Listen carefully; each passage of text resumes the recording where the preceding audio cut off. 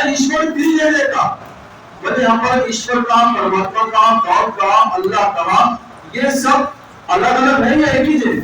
क्या है ये? एक ही चीज।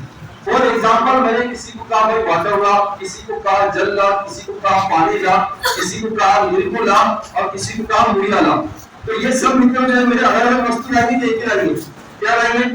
पानी लगेगी। इसी प्रकार किसी ने उस परमात्मा को ईश्वर का, किसी ने उसको परमेश्वर का, किसी ने अल्लाह का, ये सब भाषा का अंतर है, वास्तविकता में चीज क्या है? एक ही है। इसीलिए एकम सर्वत्र बहुधा बदलती, एकम एक ही ईश्वर है, बहुधा बहुत सारे विद्वानों ने उसके जानकारी, लोगों ने उसको अलग अलग नामों से याद किया है। अरबी में उसको अल्लाह कहा जाता है, अल्लाहु अकबर, अल्लाह का मीनिंग, और अकबर का मीनिंग क्या? सर्वश्रेष्ठ, महान, शक्तिशाली, सबसे बड़ा। यहाँ प्रश्न का उत्तर देकर चलो कि कुछ मित्र हमारे में सोचते होंगे कि अल्लाह ऊपर थे, अकबर बादशाह को याद करते, इसका अकबर से कोई संबंध नहीं है। वो तो एक मनुष्य था, दुनिया में है, दुनिया छोड़ के चला गया, ये भगवान कैसे हो सकता है? ये बिल्कुल भगवान नहीं है। ये तो आज से 1400 वर्ष पहले प्रेषित मोहम्मद पैगंबर सल्लल्लाहु अलैहि वसल्लम के जमाने से अजान दी जाती है। और उसका रीजन मैंने आपको बताया कि मनुष्य के मन में इतनी जागरूकता आ जाए कि वो मालिक की आज्ञा का पालन करने वाला बन जाए, दुनिया के झमेले को छोड़े और मस्जिद में जाकर नमाज पढ़ने वाला बन जाए। ये हुआ अल्लाहु अकबर, ईश्वर सर्वश्रेष्ठ, ये इसका मीनिंग हुआ। दूसरा वर्ड है अशहदु अल्ला इलाहा इल्लल्लाह, मैं सच्चे मन से कहता हूँ ईश्वर के जैसा दूसरा कोई नहीं है। सच्ची बात है, जिस परमात्मा ने जीवन दिया उसके बराबर तो हो सकता है। उसको अभी में ट्रांसलेट करें तो उसका मीनिंग होता है अशहदु अल्ला इलाहा इल्लल्लाह, मैं सच्चे मन से बुद्धिमान होकर इस बात की शपथ लेता हूँ ईश्वर के जैसा दूसरा कोई नहीं। तीसरा वर्ड है अशहदु अन्ना मुहम्मदर रसूलुल्लाह, मैं सच्चे मन से कहता हूँ माननीय मोहम्मद पैगंबर साहब ये ईश्वर के संदेशता है, भगवान नहीं है, मुसलमानों के खुदा नहीं है, भगवान नहीं है, ना उनकी पूजा की जाती है, एक मैसेंजर है, दुनिया में आए, लोगों को सत्य का ज्ञान दिया और दुनिया छोड़कर चले गए। ये सिर्फ प्रेषित है, कोई जो है खुदा नहीं है। हय्या अलस सलात, आओ नमाज के लिए, आओ नमन करने के लिए। जो व्यक्ति 5 बार नमाज पढ़ता है मालिक उसके काम को बना देता है। नमाज शब्द क्या है सर? मैं बहुत जिम्मेदारी के साथ कहता हूँ नमाज शब्द ये अरबी का शब्द ही नहीं है। और 2 कदम आगे बढ़कर नमाज शब्द ये उर्दू का भी शब्द नहीं है। आप बोलेंगे कौन सी भाषा का वर्ड है?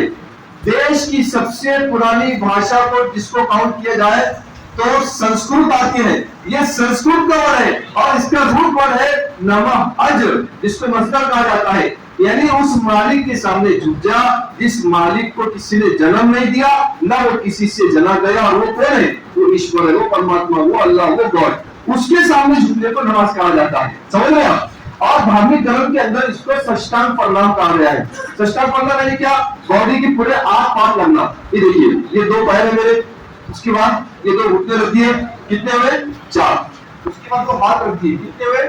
6। ये नाक रख दिया, 7। उसके बाद माथा रख दिया, बेटा 8। साष्टांग प्रणाम और नमाज, ये है असल। अब एक वर्ड है अय्या अलल फलाह, आओ कामयाबी की तरफ। जो व्यक्ति झुकता है मालिक उसको अच्छे से कामयाब करता है। अरबी में उसको कहा गया अगर मुक्ति चाहते हैं, अगर कामयाबी चाहते हैं तो ये है हय्या अलल फलाह। एक और है, अभी सर्दी का जमाना चालू, ठंडी का, बिल्कुल सूरज निकलने से पहले कहा जाता है, दूसरे 4 टाइम में होता है अस्सलातु खैरुम मिनन नौम। ये प्यारे मनुष्य, गरम गरम बिस्तर को छोड़, ठंडी को छोड़ और जा पानी यूज कर वजू कर मालिक के सामने जा। इसलिए कि नींद से बड़ी चीज है नमाज का पठन करना, मालिक के सामने झुक जाना। इसलिए कि सूरज निकलने के बाद में अब वो लोगों से विवाह करेगा। हो सकता है जब मालिक के सामने नहीं झुका तो किसी के साथ गलत व्यवहार कर सकता, कुछ उससे गलती हो सकती। जब वो ईश्वर के सामने झुकेगा, फजर की नमाज पढ़ेगा, बिस्तर को छोड़ेगा, तो उसके मन के अंदर शांति आएगी और वो लोगों के साथ अच्छा व्यवहार करेगा, प्रेम करेगा, एक दूसरे को गले लगाएगा। फिर वापस रिपीट किया अजान के अंदर, अल्लाहु अकबर अल्लाहु अकबर। ऐ परमात्मा तू सबसे बड़ा, ऐ ईश्वर तेरी जय जयकार, ऐ अल्लाह तू सबसे बड़ा, ऐ परमेश्वर तू सबसे बड़ा, ला इलाहा इल्लल्लाह, मालिक के जैसा दूसरा कोई पूजा उपासना भक्ति की योग्य नहीं। इस पूरे अजान के अंदर मैं आपसे पूछता हूँ, एक वर्ड भी ऐसा है उसमें यह कहा गया हो कि मुस्लिम समाज के मानने वाले आ जाओ, ये मुस्लिम शब्द आया है? कहीं पर आया है? जब भी अजान होगी, मैं आप सबसे दिल से विनती करता हूं, जब भी अजान होगी आपने उस वक्त ये विचार करना, ये मुस्लिम की खुदा की बात नहीं हो रही है, ये पूरे ब्रह्मांड को चलाने वाले परमात्मा ईश्वर की जय जयकार हो रही है। जो पूरे ब्रह्मांड को चलाने वाला ईश्वर अल्लाह परमात्मा बोले, उसकी जय जयकार हो रही है। दूसरा आज का टॉपिक है मस्जिद। ये देखिए मिंबर है, ये मेहराब है। मेहराब ये क्यों बनाया गया? असल में पहले जमाने में माइक का सिस्टम नहीं था, तो only for equal sound system. मैं अगर इस तरह कहूंगा तो मेरा साउंड वापस रिपीट आएगा। उस जमाने में इंजीनियर थे, तो इस समय उसका एक नकल मारी जाती है। अब लाइट चली गई, माइक ऑन नहीं किया, तो अगर मैं इस तरह कहूंगा तो वापस मेरा साउंड इधर आएगा।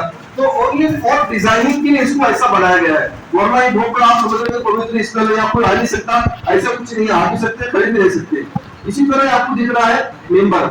यहाँ पर इमाम साहब जो है खड़े रहकर हर शुक्रवार को 20 से 25 मिनट का भाषण देते हैं। अब भाषण क्या है वो हमारे माननीय श्री इश्तियाक साहब आपके सामने रखेंगे, क्योंकि टाइम बहुत कम है, शॉर्ट है, तो वो आपके सामने रखेंगे।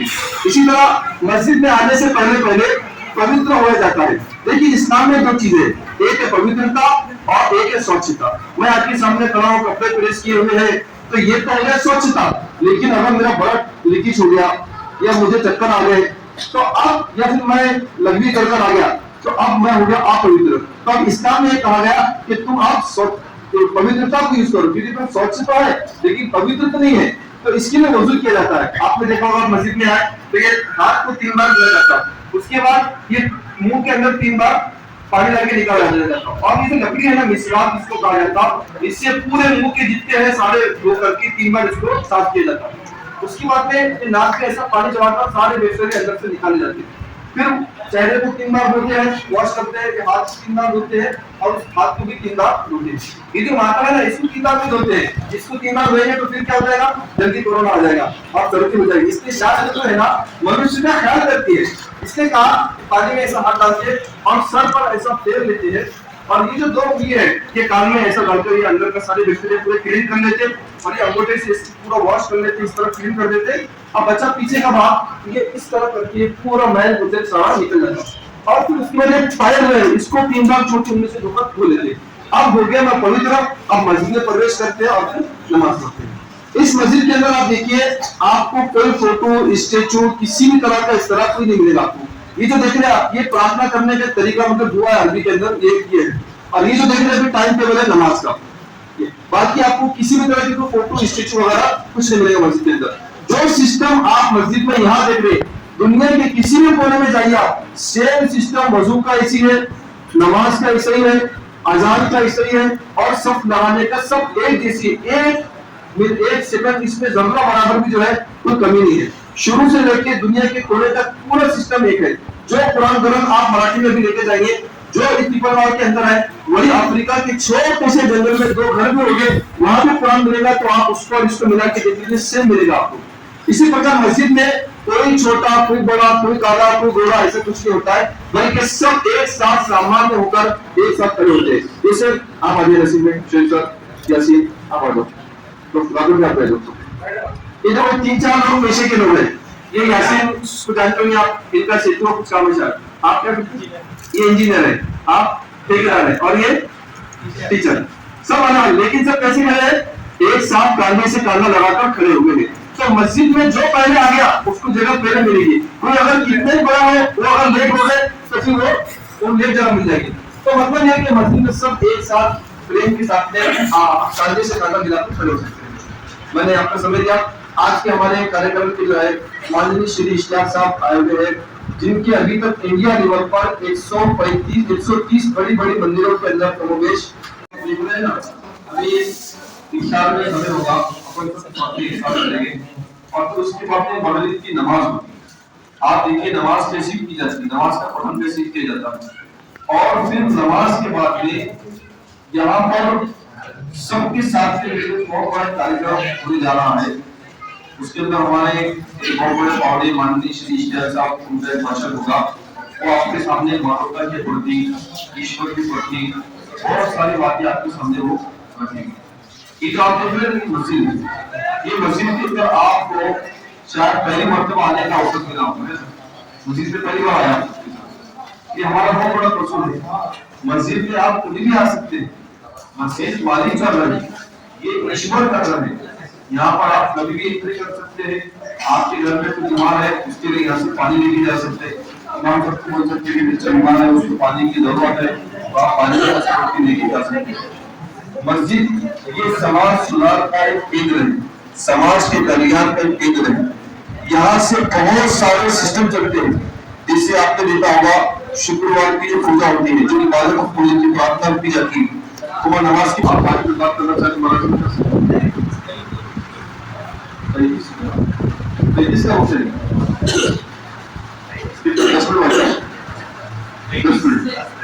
10 मिनट रमजान की पवित्र महीने में तो है ना, देश के लिए और जो लोग हॉस्पिटल में भर्ती है, उन सबके लिए इस मस्जिद केंद्र से, समाज सुधार केंद्र से प्रार्थना की जाती है।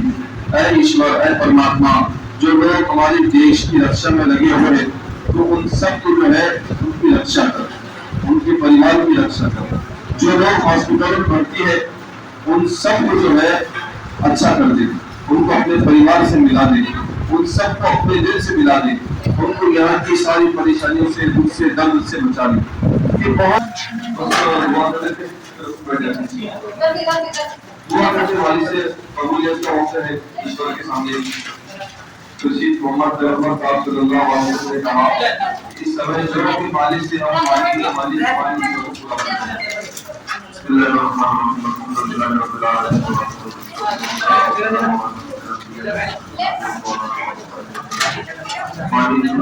बिस्मिल्लाहिर्रहमानिर्रहीम।